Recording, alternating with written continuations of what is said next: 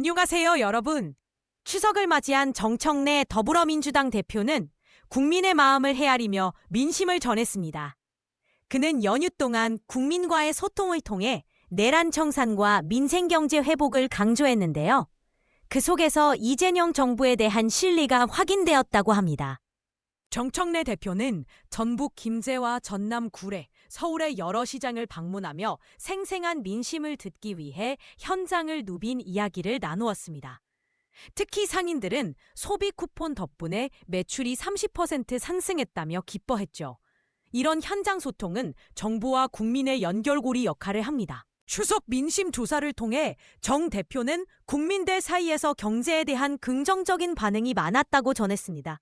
코스피 지수가 사상 처음으로 3,500선을 돌파하며 경제가 회복세를 보이고 있다는 소식이 함께 전해졌습니다.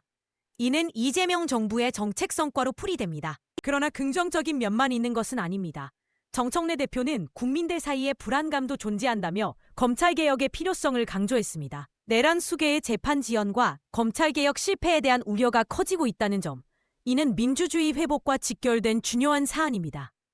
대선 개입 의혹과 관련된 조희대 대법원장의 국회 청문회 불참, 내란 수계 재판을 담당하고 있는 판사의 역할 등이 여전히 논란이 되고 있습니다.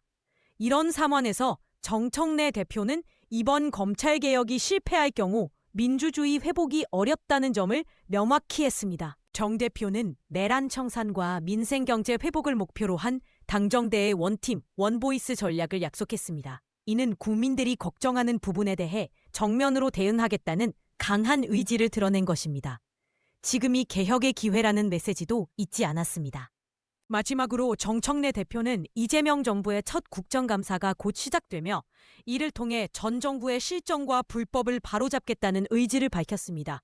민주당은 국민의 기대에 부응할 것이며 민생과 개혁에 두 마리 토끼를 잡겠다고 다짐했습니다. 정청래 대표는 내란 세력을 다시는 생각할 수 없도록 하겠다는 결연한 의지를 보였습니다.